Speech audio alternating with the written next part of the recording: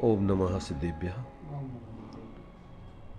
ओम नमः सिद्धेभ्यः। ओम नमः सिद्धेभ्यः।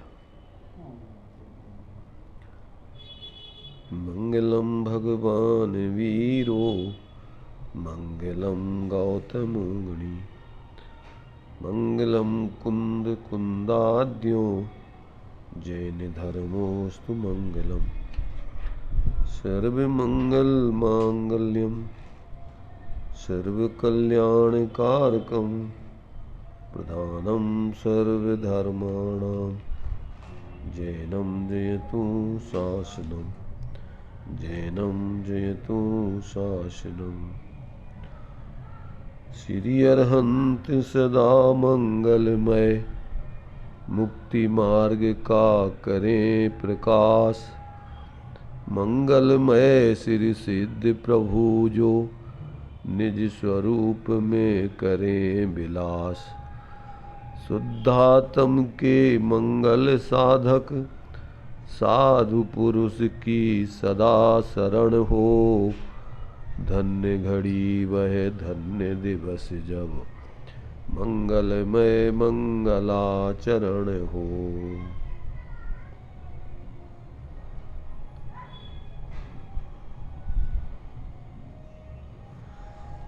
चर्चा अपनी परमानंद स्तोत्र के माध्यम से चल रही है। इसमें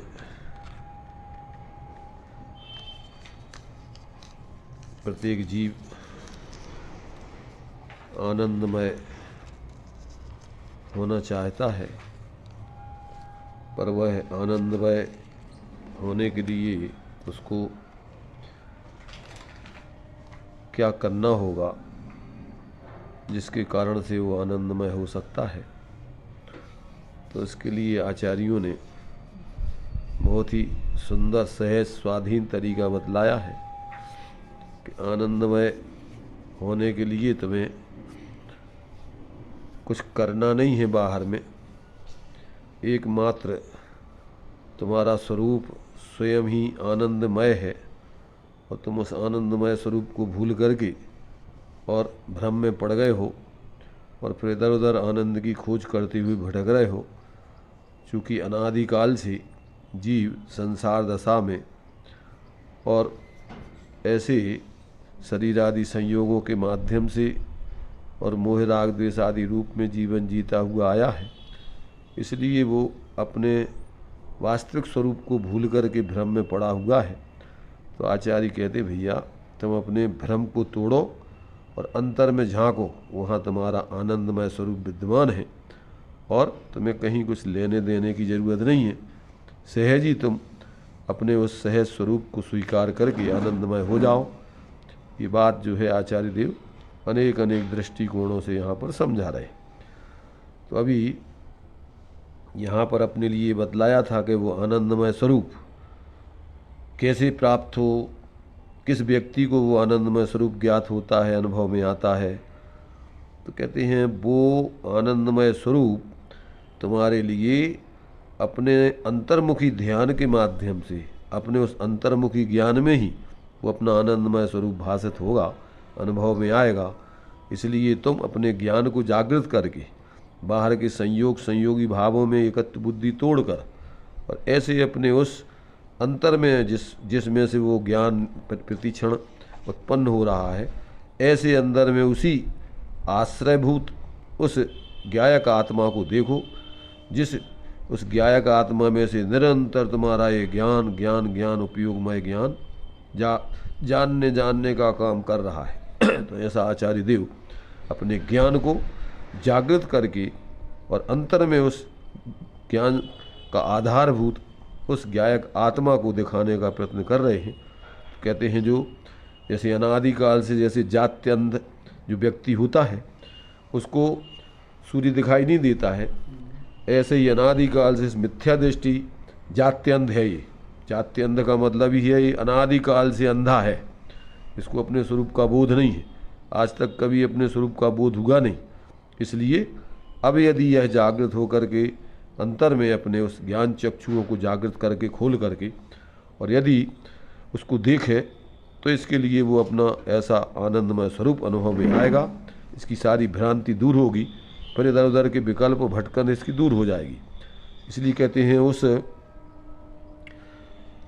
आँखों के खोलने के लिए आचार्यों के वचन जो है, जो अपन पढ़ते हैं मंगलाचरण में, कि अज्ञान तिमिरांधानाम ज्ञानांजन शलाकया चक्षुरुन्मीलितं येन तस्मै श्री गुरुवे नमः, परम गुरुवे नमः, परम पराचार्य गुरुवे नमः। जो ऐसे सद्गुरुदेव जो अपने पूर्ण स्वरूप को प्राप्त करके अनुभव करके और फिर उस अनुभव करने के लिए उनके ये वचन रूपी अंजन जो अपने स्वरूप के अनुभव करके जो बोले जाते हैं, उन वचनों के माध्यम से यदि व्यक्ति का अंतर्मुखी ज्ञान जागृत होकर के अंतर्मुखी होकर के अपने स्वरूप की तरफ ढलता है, उस तरफ झुकता है, तो उसके लिए अपने स्वरूप का बोध होता है। इसलिए उन गुरुओं के लिए सबसे पहले स्मरण किया गया है कि वो गुरु सबसे पहले मूल गुरु तीर्थंकर अरहंत देव, फिर गणधर आदि, फिर परंपरा से आए हुए आचार्य मुनिराज आदि जो भी है, ये परंपरा से अपने लिए जो आज धर्म का यहाँ पर जिनवाणी आदि का लाभ मिला है, वो सब उन्हीं परम गुरुओं की कृपा से ही मिला है। इसलिए अपने लिए जो है भ्रम को छोड़ करके और ऐसे अपने उस स्वरूप को अपने ज्ञान में जागृत होकर देखना चाहिए। तो अपने लिए जो अभी तक की अपनी भ्रांति है और जो बाहर में खोज है, वो सारी की खोज खत्म हो जाएगी और अपन को लगेगा कि हम कैसे भ्रम में पड़े हुए थे। वास्तव में बताओ, स्वयं अंदर में अपन सुख स्वरूप होकर के अपने उसको भूल करके और इधर उधर सुख खोज रहे थे, कैसे हमारे जीवन में मूर्ता चल रही थी। तो अपने ऊपर स्वयं ही तुम्हें आश्चर्य होगा अपने इस भ्रम के जीवन के आधार से।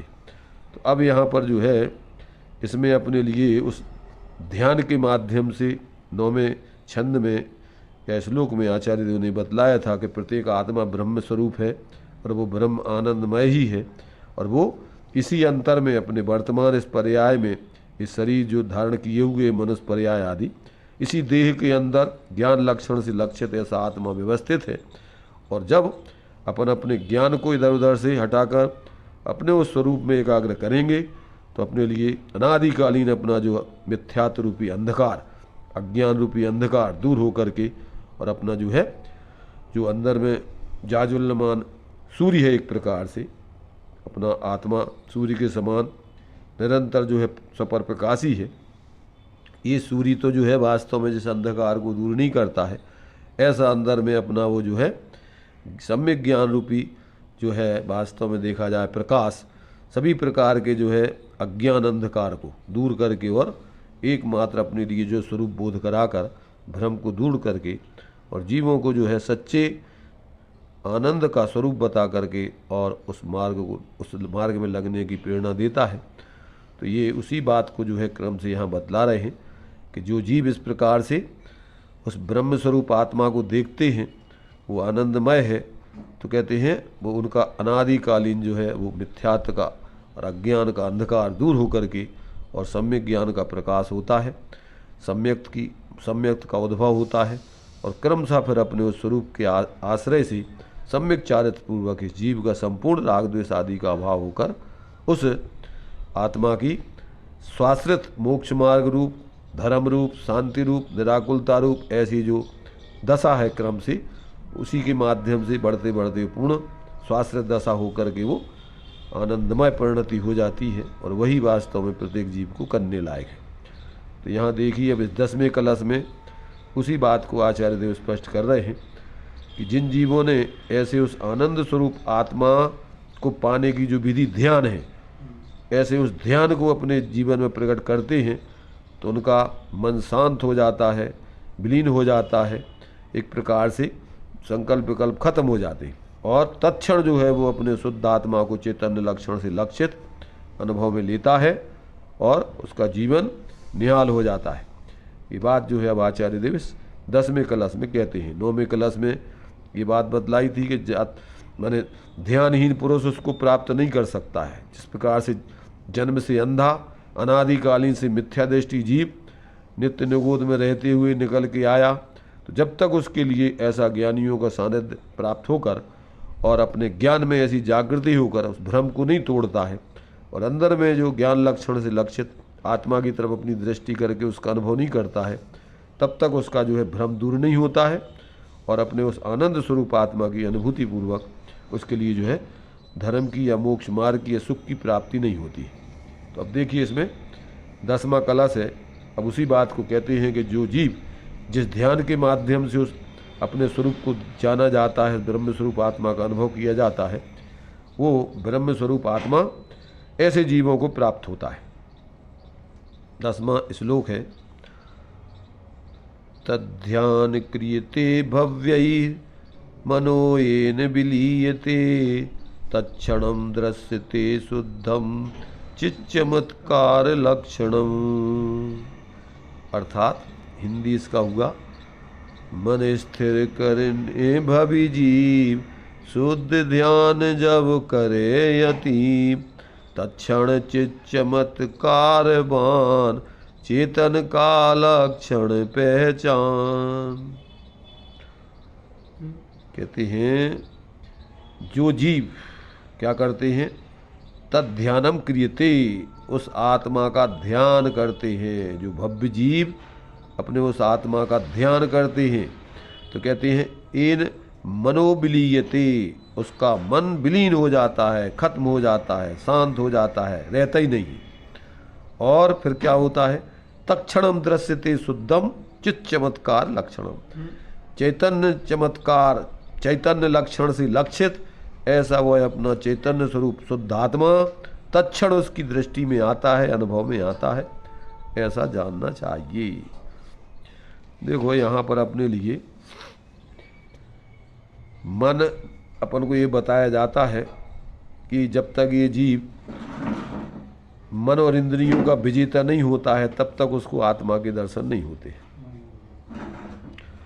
तो इंद्रियां क्या हैं, मन क्या है, ये अपन को पहले समझना चाहिए, क्योंकि अभी इसके बारे में लोगों को बहुत भ्रांति है।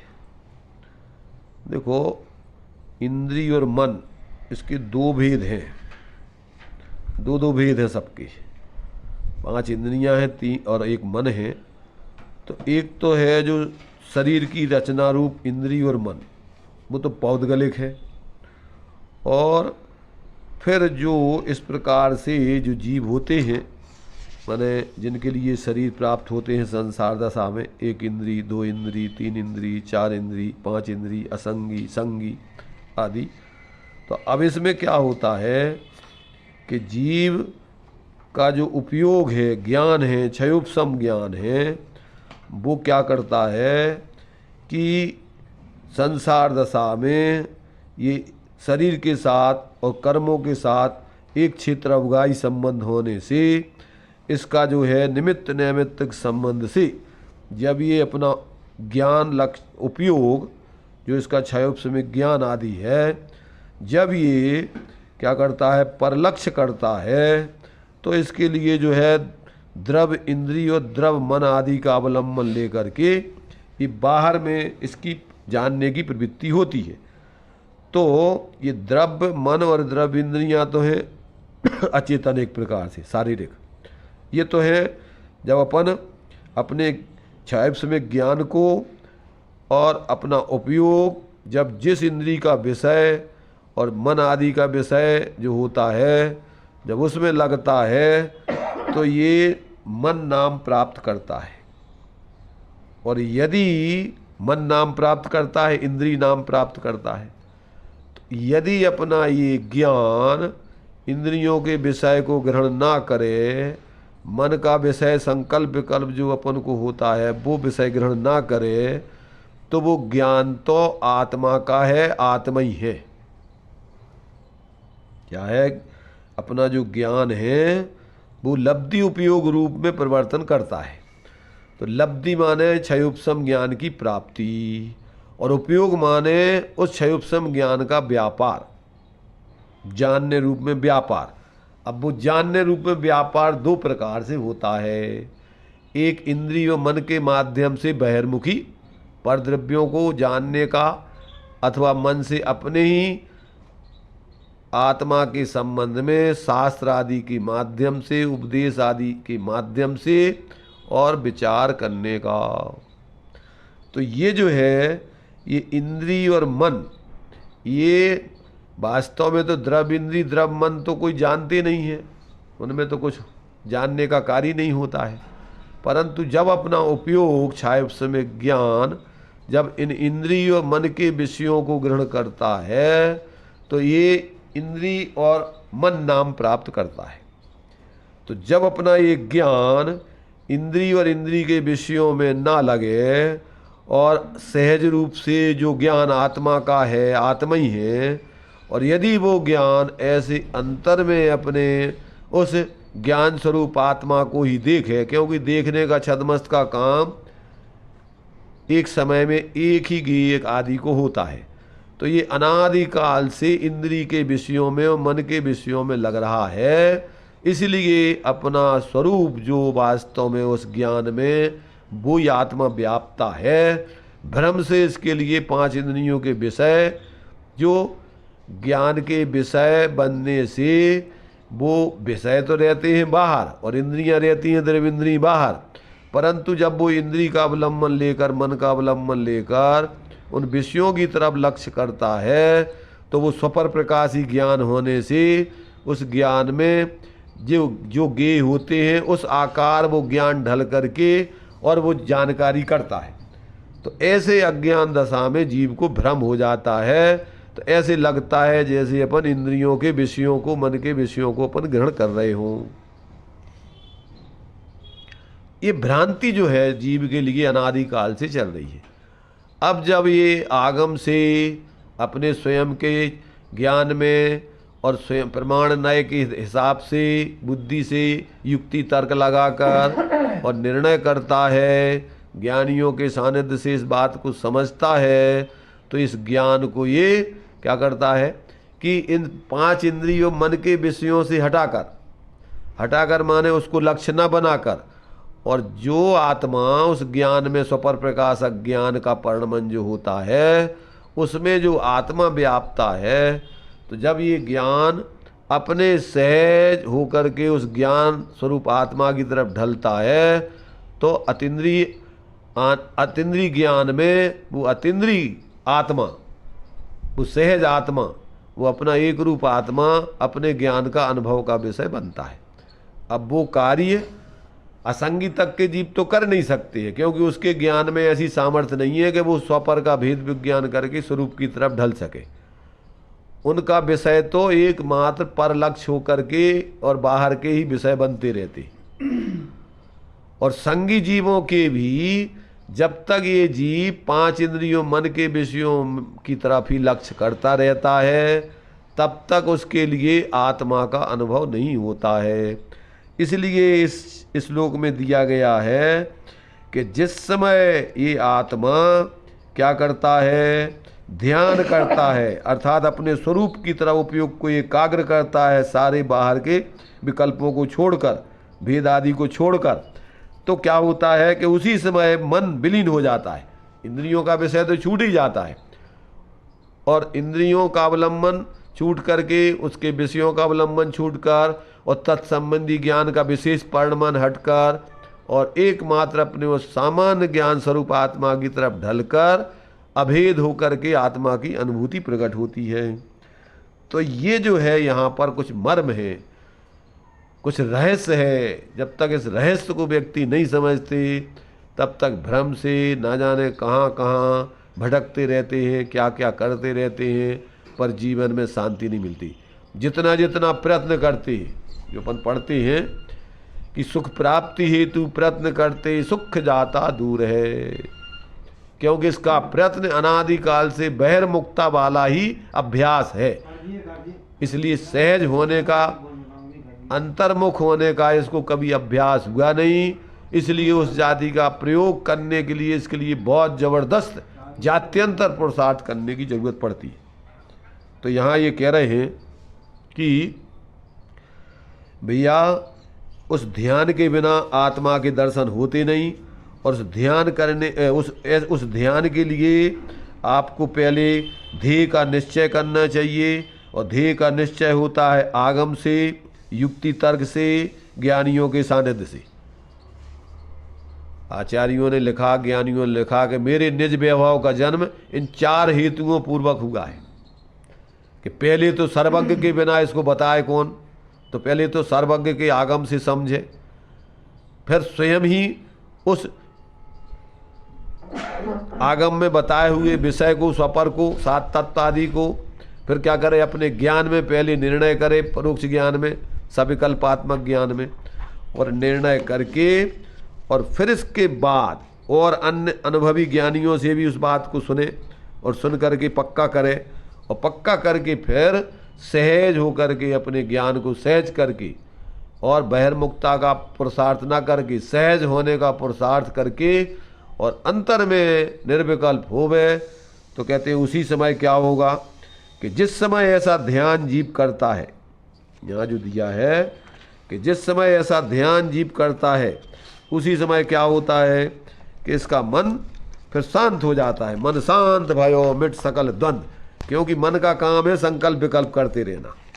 तो जिस समय पर लक्ष्य करके संकल्प विकल्प होते और स्वलक्ष्य से संकल्प विकल्पों का अभाव होता है, तो जिस समय ये जीव अपना स्वलक्ष्य करता है तो क्या हो जाता है कि जब निज आत्म अनुभव आवे तब और कछु न सुहावे, रस नीरस हो जात तत्क्षण अक्ष विषय नहीं भावे, और गोष्ठी कथा कौतूहल, अक्ष विषय माने 5 इंद्रियों के विषय, और गोष्ठी कथा माने मन के संकल्प विकल्प।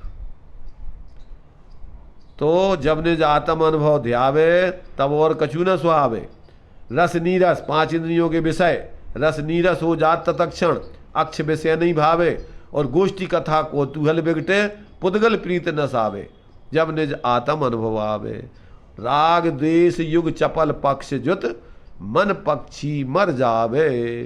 मन पक्षी मर जाना कहो, या मन के संकल्प विकल्प विलीन हो जाना कहो, या मन शांत हो जाना कहो, ये सब मात्र विवक्षा भेद से कथन भेद है, वस्तु स्वरूप ज्यों का त्यों। मन शांत, अपन बोलते हैं कि मन शांत भयो मिट सकल द्वंद्व, चाख्यो स्वातम रस दुख निकंद। तो ये जो है मन का काम है संकल्प विकल्प करते रहना, पर लक्ष्य करके संकल्प विकल्प करते रहना, अथवा वस्तु तत्व के बारे में भेद प्रभेद करके संकल्प विकल्प करते रहना। पंडितों का परिग्रह, अज्ञानी पंडितों का शास्त्र है, वो रात दिन उस शास्त्रों के ही संकल्प विकल्पों में ही अपने उपयोग को लगाए रखकर और अपने मोह का विषय उसको दे करके और निरंतर जो है उसी परिग्रह में अंतर, माने जो अपने लिए 24 प्रकार का परिग्रह है, तो ये अंतर माने अपना जो आंतरिक प्रकार का 14 प्रकार का परिग्रह है, उस विपरीत अभिप्राय पूर्वक और अज्ञानता पूर्वक और राग द्वेष की वृत्ति में ही निरंतर लगे रहते। तो ऐसे मात्र जो क्षयोपशम ज्ञान वाले, परलक्षी ज्ञान वाले, उसी में जो है अपने को ज्ञानी मानने वाले मात्र इन संकल्प विकल्पों में लगे रहते हैं, और स्थूल बुद्धि वाले बाहर के त्याग आदि करके और बाहर के संयोग आदि, शरीर आदि, कपड़े, खाना पीना आदि कम ऐसा करके और बाहर में सोचते हैं कि अब हमने धर्म कर लिया। तो 2 ही प्रकार के ज़्यादातर मूड जो है शास्त्रों में आचार्य देव ने कहे कि या तो बाहर से सब त्याग करके अनंत बार जीव साधु बन जाता है, या शास्त्रों के माध्यम से और अपने क्षयोपशम ज्ञान में मात्र संकल्प विकल्प करके धारणा ज्ञान में जानकारी करके और संतुष्ट हो जाता है, भ्रम में रहता है। उसके लिए अपने स्वरूप का बोध होकर के मोक्ष मार्ग की सिद्धि नहीं होती। इसलिए यहाँ कह रहे आचार्य देव कि भैया देखो बहुत सरल टेक्निक है, अगर पात्र जीव होवे, होनहार अच्छी होवे तो एक क्षण में समझ में आता है, देर नहीं लगती है समझने में। और यदि होनहार खोटी हो, पात्रता नहीं हो अभी पर्याय की, तो उसके लिए कोई समझाने में समर्थ नहीं है, सर्वज्ञ भगवान भी। तो यहाँ पर ये इस 10वें कलश में आचार्य कह रहे हैं कि भैया देखो, अब जो जीव अपने ज्ञान में क्या करता है कि जो इंद्रिय विषयों को छोड़कर, मन के विषयों को छोड़कर और अपने उस ज्ञान को सहज अपने ज्ञान स्वरूप आत्मा में स्थिर करता है, तो उस जीव के, उस भव्य जीव के जो है उसी क्षण 5 इंद्रियों मन के विषयों से उपयोग शांत होकर के और अपने स्वरूप में लीन हो जाता है, और उसी क्षण उसके लिए अपने उस शुद्ध चैतन्य चमत्कार लक्षण से लक्षित शुद्ध आत्मा के दर्शन होते हैं। उसी समय उसका मिथ्यात अज्ञान का नाश होकर और धर्म की उपलब्धि कहो, मोक्ष मार्ग की सिद्धि कहो, स्वरूप की अनुभूति कहो, नाम उसके अनेकों हो सकते, उसकी प्राप्ति हो जाती है। तो ये इसमें यही दिया है इस बात को कि 9वें छंद में दिया था कि जिस प्रकार से जात्यंध व्यक्ति अनादिकालीन मिथ्यादृष्टि जीव उस अपने स्वरूप को नहीं देख सकता है, तो यहाँ जो है दृष्टांत दिया था कि जिस प्रकार जात्यंध व्यक्ति सूर्य के दर्शन नहीं करता है, उसी प्रकार से ध्यानहीन व्यक्ति अपने उस आनंद स्वरूप ब्रह्म स्वरूप आत्मा को नहीं देख पाता, जो इस देह के अंदर, इस देह से भिन्न स्वयं चैतन्य लक्षण से लक्षित व्यवस्थित है, विद्यमान है। तो इस छंद में ये दिया है कि जिस क्षण वो जीव ऐसा ध्यान करता है, तद्ध्यानम क्रियते भव्यै मनोयेन विलीयते तत्क्षणम दृश्यते शुद्धम चित चमत्कार लक्षणम। जिस क्षण जो है जीव ध्यान करता है अपने स्वरूप का, उसी क्षण उस भव्य का मन शांत हो जाता है, संकल्प विकल्प मिट जाते हैं, और उसी क्षण अपना वो चैतन्य लक्षण से लक्षित शुद्ध चैतन्य आत्मा उसके लिए अपने अनुभव में आता है, दिखाई देता है। ये बात इसमें कही गई। तो इसलिए इसमें दिया है कि ये जिस समय भव्य जीव भव्यई मनोविलीयते, मन को स्थिर करने के लिए तद्ध्यान, उस शुद्ध ध्यान को क्रियते करते हैं, तत्क्षणम उसी समय चित चमत्कार चैतन्य चमत्कार रूप शुद्ध आत्मा का लक्षण जो है उसके अनुभव में आकर और आत्मा दिखाई देता है, क्योंकि लक्षण और लक्ष्य अभेद होते हैं। इसलिए जैसे ही अपन उसको अपने ज्ञान में ज्ञान स्वरूप आत्मा को देखते हैं ज्ञान से लक्षित, उसी समय उसका मिथ्यात अज्ञान दूर होकर और स्वरूप की उपलब्धि हो जाती है। अब इसी बात को जो है कुछ विस्तार में भी इन्होंने जो है समझाया है। अब इसको भी पढ़ सकते हैं। वैसे तो हमने जो बताया है ये शॉर्ट में पूरा का पूरा विषय इसमें अपन ने क्लियर किया है बहुत। अब इसको जो है विस्तार में दिया है, देखो शास्त्रों में ऐसे ही आचार्यों का जितना भी निरूपण होता है वो कहते संक्षेप बुद्धि वाले, मध्यम बुद्धि वाले और विस्तार बुद्धि वाले सब प्रकार के जीव होते हैं। तो संक्षेप बुद्धि वालों को तो अभी हमने जो बता दिया इतने में शॉर्ट में हो गया काम। अब विस्तार बुद्धि वालों को यहाँ पर थोड़ा विस्तार में चर्चा है। विस्तार में बहुत जोरदार दिया है, बहुत गजब की। अब अपन को यहाँ जो है विस्तार में देखिए पढ़ते हैं कुछ। तो यहाँ दिया है इन्होंने कि परमात्म तत्व की सहज आनंदमयता, माने जो परमात्म तत्व है वो सहज आनंदमय ही है, उसके लिए कहीं से आनंद बाहर से लाना नहीं है। चलो इनको पढ़ने दो। मैं आत्मा सहज तो परमानंद स्वरूप हूँ और बनावट में मैं कष्ट रूप हूँ। कष्ट तो बनाए जाते हैं, आनंद इसमें सहज पाया जाता है। जितने भी लोग सुख की चेष्टा करते हैं और सुख महसूस करते हैं वह भी बनावट है, आत्मा का सत्य स्वरूप नहीं है। अर्थात सुख दुख जो संसार के माने गए हैं वे सब क्लेश हैं, औदिक हैं। जहाँ आत्मा की सुध नहीं, जहाँ निराकुलता नहीं, वे सारी स्थितियाँ कष्ट की मानी जाती हैं। यह जीव कर्म से दबा हुआ है, इसकी सारी स्थितियाँ कष्टमय हैं। यह जीव मरकर दूसरी गति में जाता है तो रास्ते में भी इसके कष्ट वाली स्थिति है। यद्यपि वहाँ शरीर नहीं है, इंद्रियां नहीं हैं, कोई विषय साधन नहीं है, केवल जीव है और उसके साथ कर्म लगे हुए हैं। जिस शरीर को छोड़ा वही छूट गया। जिस शरीर में जाएगा जब उत्पत्ति के स्थान पर पहुंचेगा वहां प्राप्त हो गया, लेकिन रास्ते में वह निरंतर कष्ट में है क्योंकि कर्मों से आक्रांत है। और जहाँ भी जो बड़े से बड़े सुख की हालत कही जाती हो, मौज है, घर के लोग हैं, आज्ञाकारी हैं, ऐसा वैभव है, लोग इज्जत करते हैं, जो भी लोक में बड़े सुख की स्थिति कही जाती हो, वहाँ पर भी इस जीव को कष्ट है। लेकिन किसी को 105 डिग्री बुखार हो और रह जाए 102 डिग्री, उससे कोई पूछता है कि अब कितना तबीयत है, तो वह कहता है कि अब तो ठीक है। अरे कहाँ ठीक है, अभी 102 बुखार तो है। तो कुछ बुखार कम हो जाने से जैसे लोग आराम कहते हैं, उसी प्रकार संसार में दुखों में कुछ कमी आ जाने को लोग सुख कहा करते हैं। वास्तव में दुख तो वहाँ भी है, अधिक दुख न रहा, दुख कम रहा, उसे लोग सुख माना करते हैं। वास्तविक आनंद तो वह है जहाँ रंच मात्र भी दुख नहीं है। ऐसा आनंद कहाँ है? प्रभु को स्थिति में, प्रभु की स्थिति में है ऐसा आनंद। प्रभु की स्थिति में है। जब परमात्मा दशा प्रकट हो जाती है तो ही ऐसा आनंद प्रकट होता है।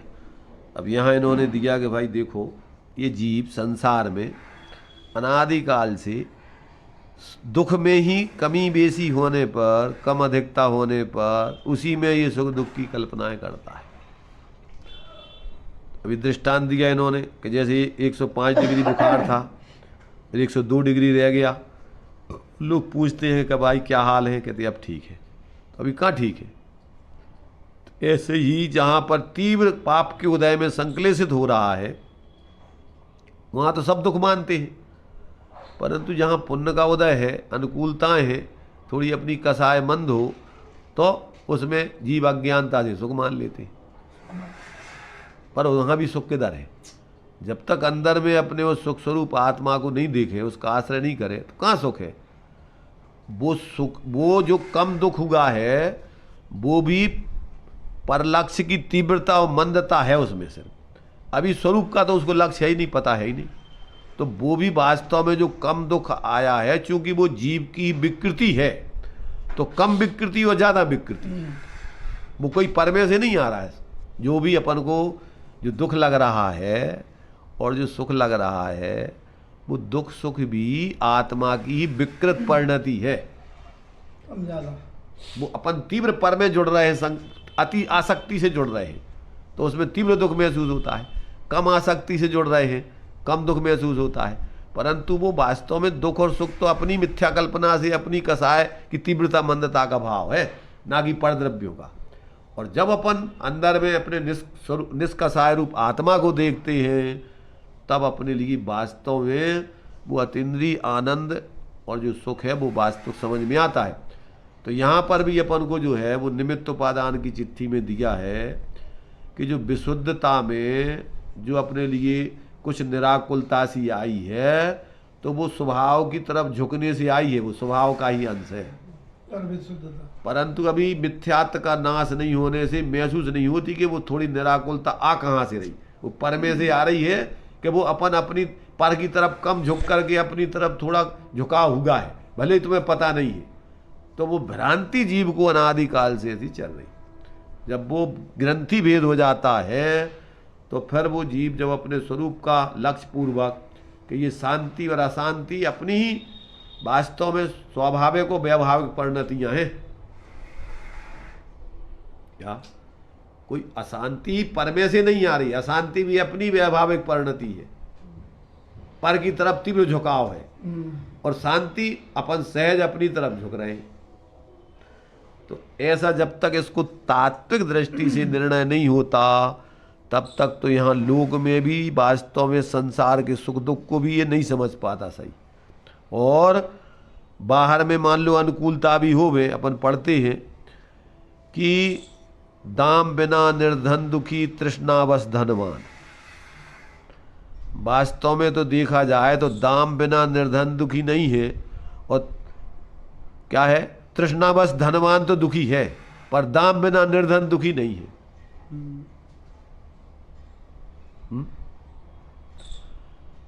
जो अपने लिए दाम बिना दुखी दिख रहा है, तो वो तो अज्ञान से दुखी मान रहा है अपने को।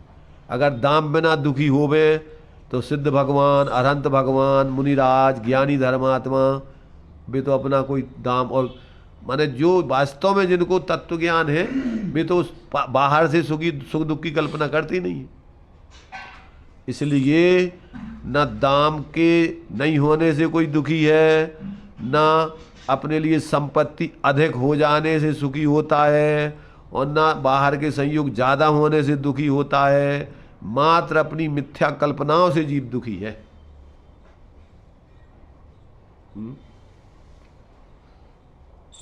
काय से दुखी है? मिथ्या कल्पना से। मिथ्या कल्पना है माने जो सुख नहीं वहाँ सुख मान रहा है। जहाँ पर सुख नहीं है, जो सुख का स्वरूप नहीं है, उसको सुख स्वरूप उसका सुख को स्वरूप उसका सुख स्वरूप मान रहा है, दुख स्वरूप मान रहा है। और जहाँ सुख नहीं है वहाँ सुख मान रहा है, जहाँ सुख है उसे जान नहीं रहा है।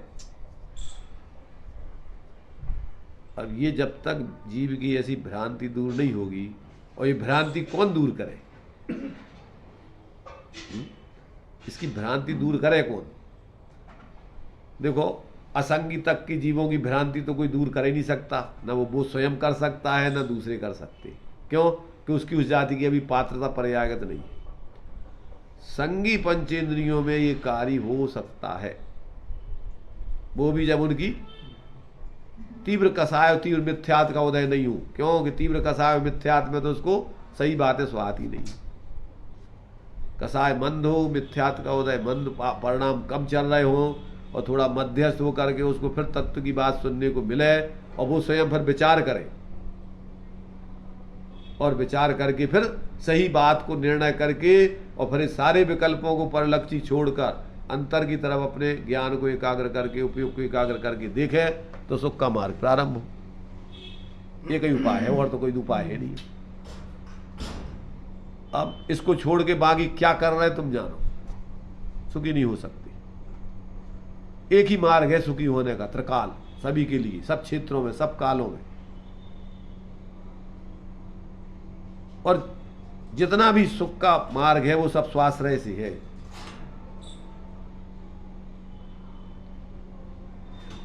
पर द्रव्य, क्षेत्र, काल और भाव में कहीं कोई सुख नहीं है।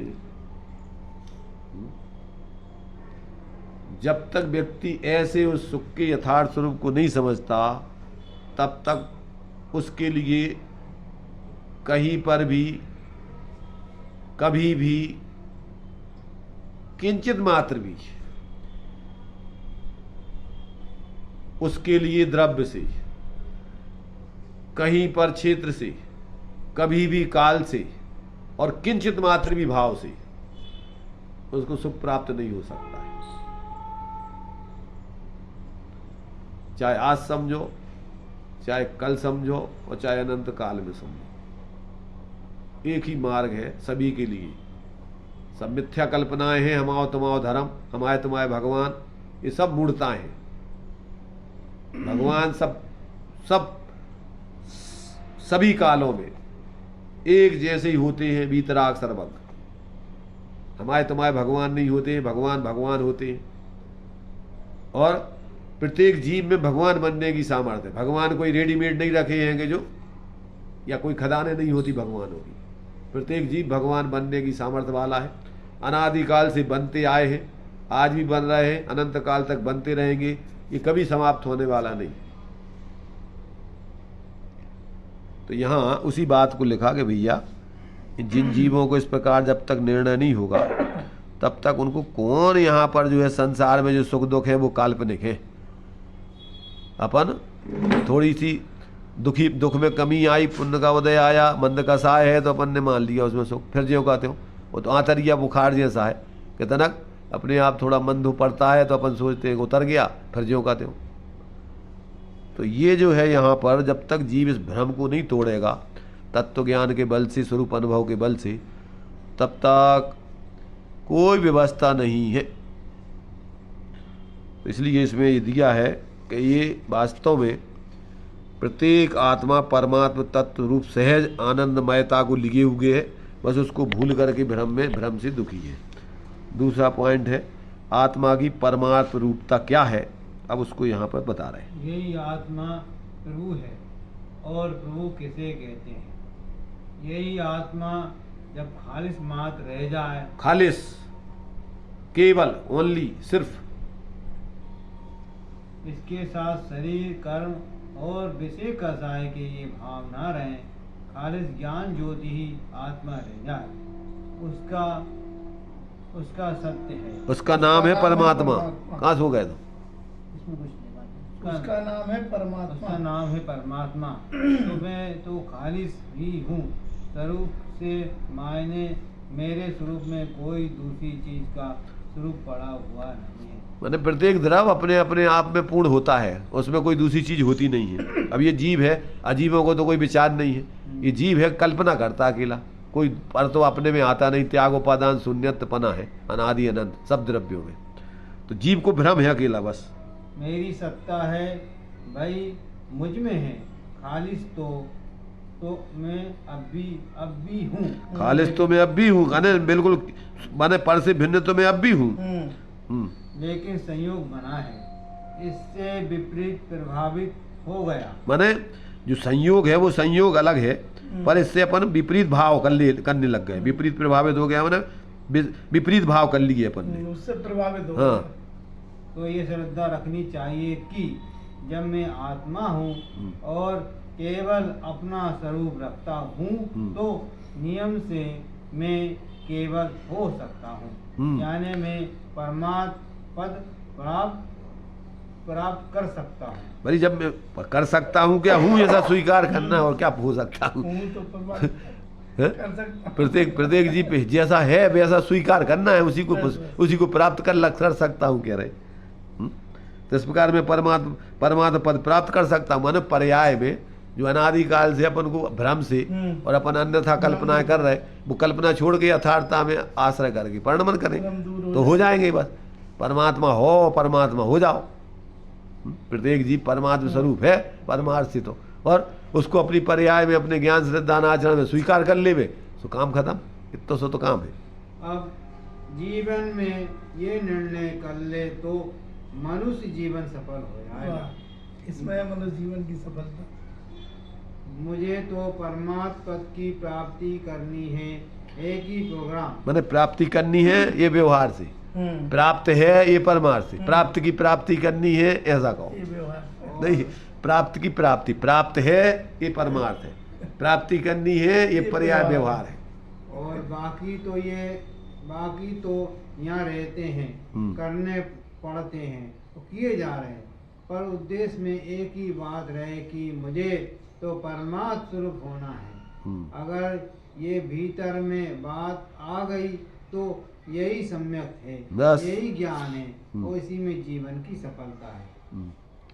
परमात्म स्वरूप की बाट अब तक किसी ने नहीं जोई। मैंने उसको प्राप्त करने के लिए कोई इंतजार ही नहीं है। अपन जल्दी में कछु न कछु जल्दी करो। धर्म में भी जल्दी करो, कहाँ जल्दी करो, का जल्दी करो। किसी ने प्रतीक्षा नहीं की। अब सब जो है पागलपन के उसमें जो है, अब जो है भगवान के बाप बन रहे, भगवान के माता पिता बन रहे, अब उनको मान सम्मान करो, फलानो करो। अब इसमें कितना रस आ रहा हो लोगों को। अरे भाई ये तो तुम्हें एक औपचारिक विधि समझने की थी कि भैया देखो तो क्या दशा है, परंतु अपन मैंने इसको इन बच्चों के खेलों में इतना रस आ रहा है कि यथार्थता अपन को होश ही में नहीं है। कर रहे हैं और करवा रहे हैं।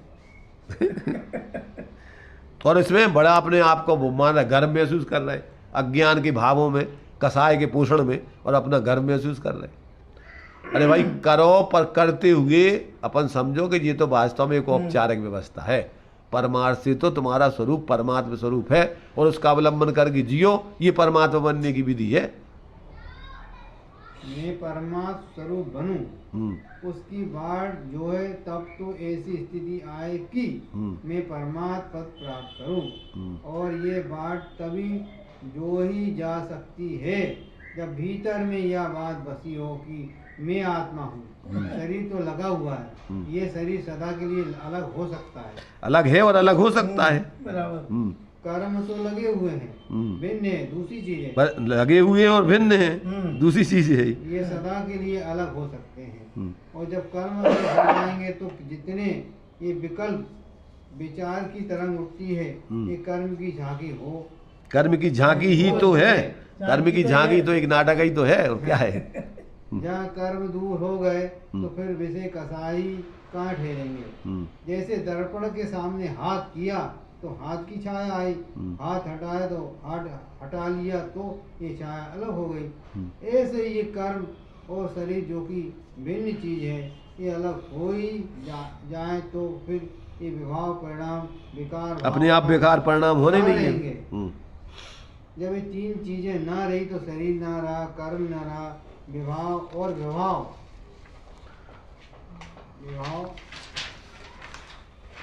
विभाव की झांकी ना रही तो हैं? ये कौन से नंबर 62 62 पेज 62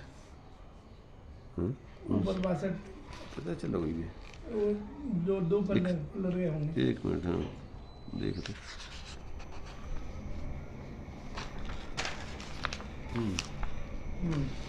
झांकी ना रही। विभाव की झांकी ना रही तो यही यही परमात्मा हो गया बस। अब ये नहीं रहा तो परमात्मा है क्या? वही आत्मा की ऐसी सहज दशा का नाम परमात्मा है। विभाव की झांकी है। परमात्म तत्व की उपलब्धि की विधि में अपना कर्तव्य है। माने ऐसे अपने उस सहज स्वरूप की उपलब्धि करना ही और उसकी विधि अपनाना ही ये अपना प्रत्येक जीव का परम कार्य है और दुनिया के पागलपन में नहीं लगना चाहिए। परमात्म तत्व की उपलब्धि की विधि ये है कि पहले ये मान तो ले कि मैं खालिस आत्मस्वरूप हूँ और ये सब लगी हुई चीजें हैं। देह में नहीं हूँ, कर्म में नहीं हूँ, कसाय में नहीं हूँ। इतना जो मन में कोई विचार बनाता है और विचारों के माफिक दूसरा कोई जब नहीं चलता है तो क्रोध आता है। और क्यों क्रोध आता है? इस कारण कि जैसे कोई शरीर को माने ये मैं हूँ, तो इसी प्रकार विचारों को मान लिया कि ये मैं हूँ। वस्तुतः विचार में नहीं हूँ। विचार तो बेकार है, तरंग है, विभाव है। विचार भी मैं नहीं हूँ। जो अपने को शुद्ध चैतन्य स्वरूप समझेगा उसको कसाय कैसे पैदा होगी? जब अपने को जानन स्वरूप सहज माना तो अब अपन विकल्प है ही नहीं। अब अपन का किसका मानना किसका नहीं मानना, काय को मनवाना कसाय हुए। पहले ये विश्वास करना होगा कि मैं अनादि से अनंत काल तक अपने स्वरूप मात हूँ। बाकी तो सब संयोग है। ये संयोग दूर हुआ कि परमात्मा हो गया। मैं परमात्मा हो सकता हूँ। परम कल्याण, परमानंद, उत्कृष्ट शांति, पूर्ण पवित्रता परमात्मा की स्थिति में ही है, अन्य स्थितियों में नहीं। तो ऐसे अपने को परम आनंद स्वरूप में रखना, सबसे निराला चेतन स्वरूप मात्र रखना, ये ध्यान बनाना। ऐसा ध्यान भव जीव करते हैं और ध्यान के प्रताप से मन विलीन होता है। माने जो इस प्रकार का ध्यान करते हैं तत्क्रियते भव्य, तो उसका जो है मन विलीन माने शांत हो जाता है। मन शांत भयो मिट सकल द्वंद। तो ये तो मन जो है वो अपने ज्ञान का परलक्षी परिणमन का नाम मन है। और क्या है? संकल्प विकल्प।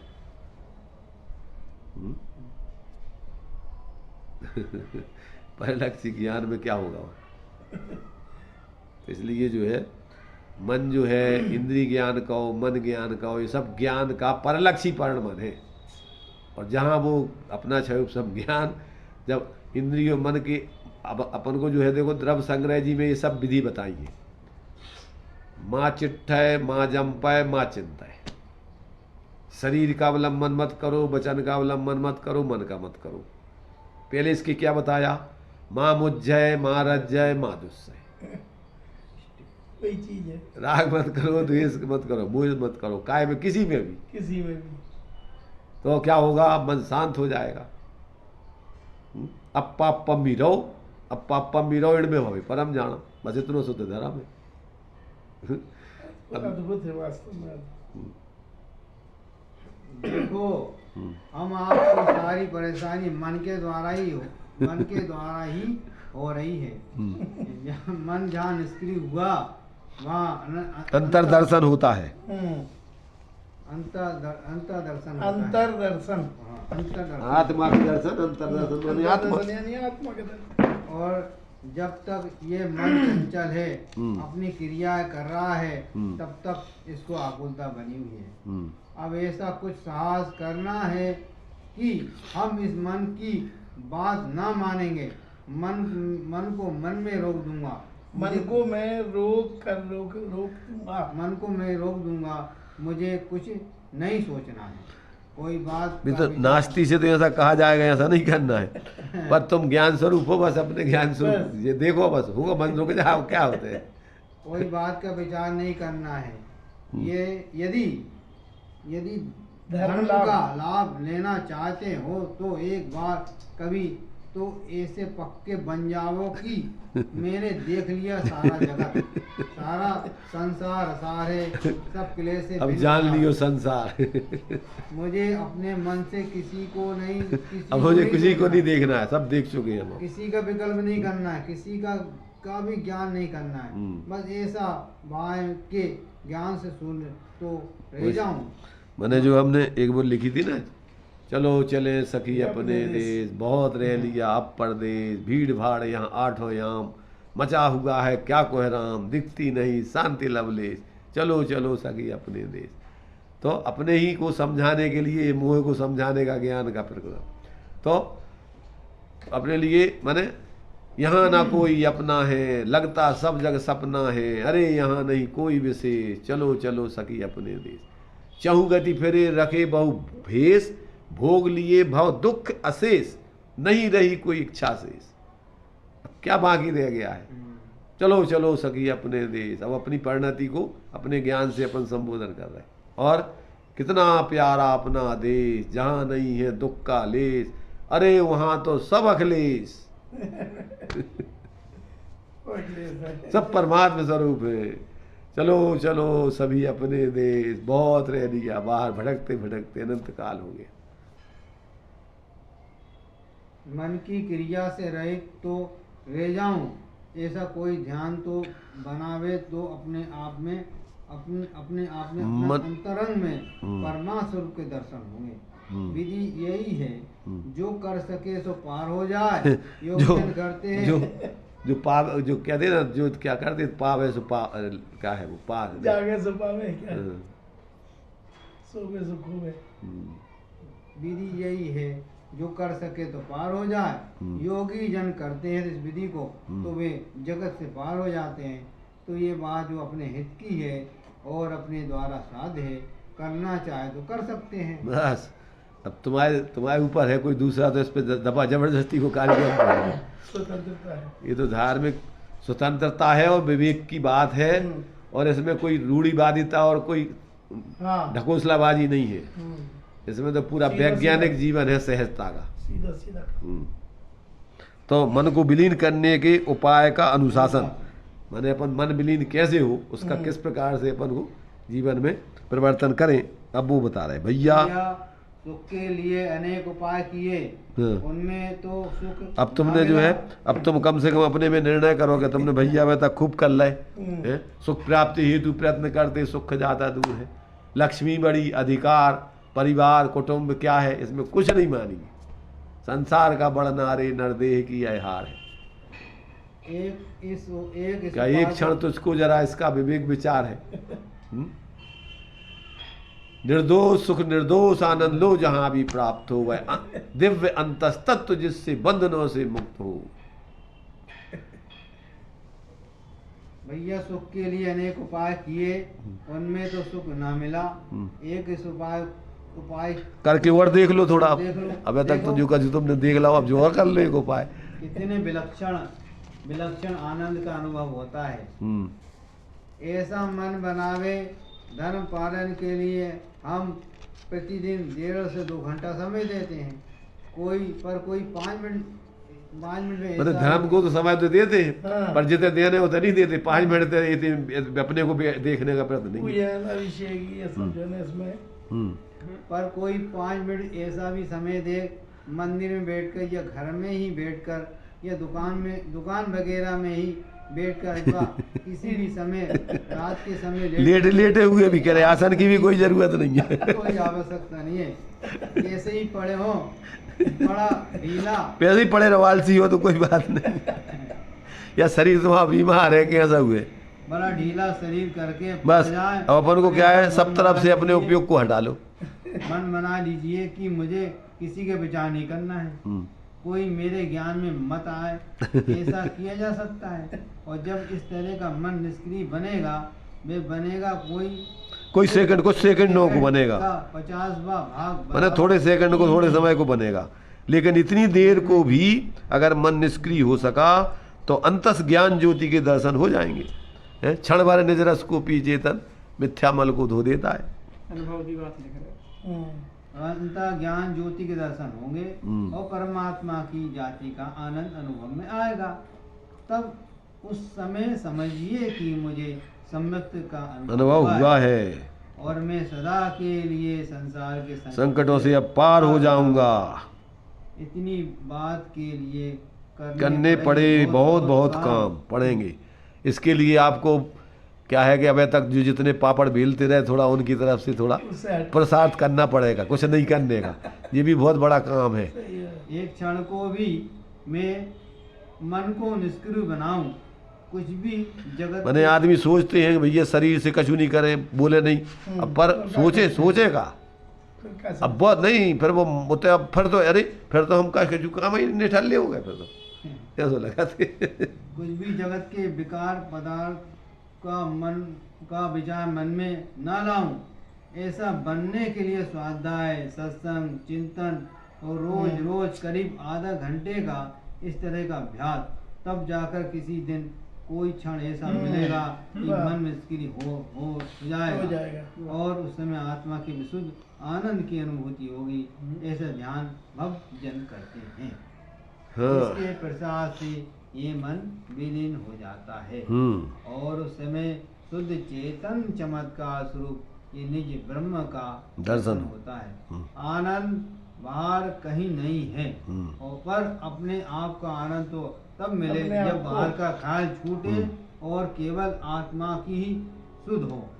वैसे मोटे रूप से ये कह सकते हैं कि भाई जब रात दिन के 24 घंटे पड़े हैं तो 23 घंटे मोह करो, राग करो, द्वेष करो, जो भी बात बनती है उसे होने दो। ये विकार होते हैं, पर कम से कम 1 घंटा समय तो ऐसे बिताओ जो इन सब बातों से दूर हो। अरे 1 घंटे की को भी 1 घंटे को भी तो 1 घंटे की तो कोई 5 मिनट का ही समय ऐसा बिता लो। ये निकालो तो समय बैठे लेटे ठहरे जब ये कोई भी बातें चित्त में ना बसी रहे, सबको खाली करो, शून्य हो जाए। इसको करने में तो कोई कष्ट नहीं। आपका घर, आपके परिजन, आपकी दुकान आदि सब वहीं के वहीं है, कहीं कोई भागे नहीं जाते। 4 मिनट तो इन सबको अपने चित्त में निकाल दो, मन को ऐसा निष्क्रिय बना दो उस समय कुछ भी बात ध्यान में ना रहे। बस इतना करने में तो बाहर में तुम्हारा कुछ बिगड़ नहीं रहा है और भीतर का सारा सुधार हो जाएगा। हर लगे न फिटकर ही रंग चोक हो जाए। गजब बात है, गजब।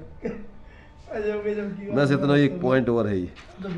धर्म रुचिक पुरुष का आत्मीय आनंद पाने का पुरुष कैसा होता है, अब उसकी बात चल रही है। धर्म की धुन बनाने वाले पुरुषों, एक बार ऐसी धुन बनाओ कि मुझे तो ऐसी स्थिति का अनुभव करना है कि जब कोई बाहरी पदार्थ मेरे ज्ञान में ना आए।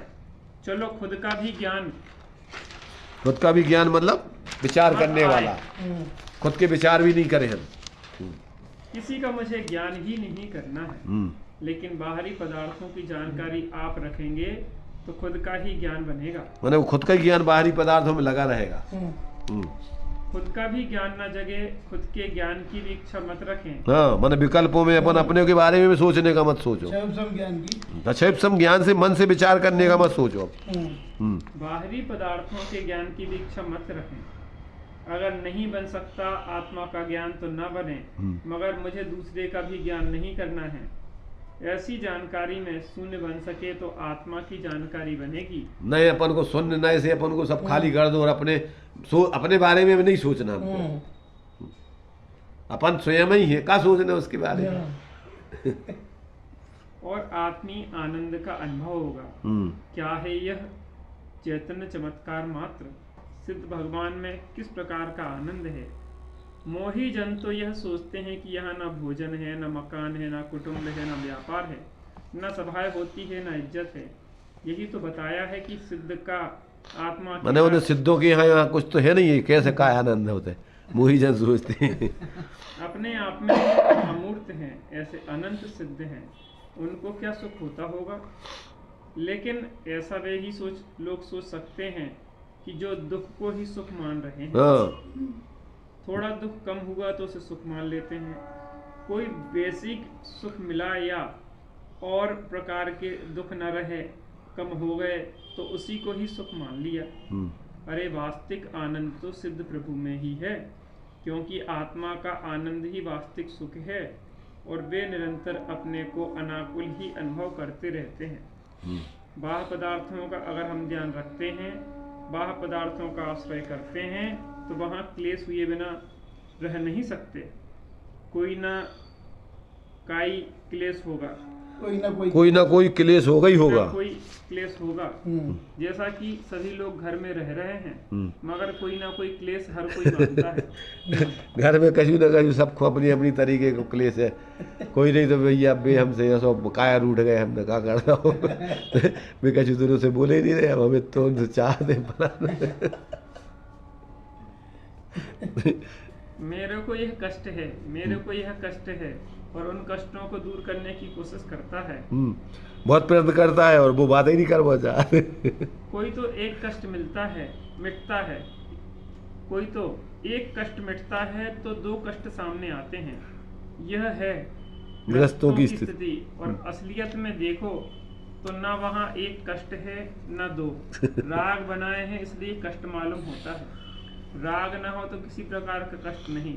तो ऐसा वह सिद्ध स्वरूप परम आनंद स्वरूप निरंतर आनंद का अनुभव करता है। ऐसा ही मेरा स्वभाव है, ऐसा ही मैं बन सकता हूँ, और ऐसा ही बनने में कल्याण है। अन्य प्रकार की स्थिति में मेरा कल्याण कोई कल्याण नहीं है। नहीं है। ऐसा निर्णय हो जाए तो समझ लो कि बहुत अभी तुम्हारी बुद्धि जागृत हो गई, और इससे विपरीत जो कभी सोचते रहोगे तो कभी शांति का मार्ग मिलने वाला नहीं है। बरणी जी कैसे ही बरणी जी बाल ब्रह्मचारी थे कि शादी से? नहीं, चलो बताएंगे अभी। अच्छा चलो अभी तो जनवाणी करो, टाइम हो। निज में बताई ये अनंत अनंत उपकार है, उसके लिए जिनवाणी माँ को वंदना सतबार।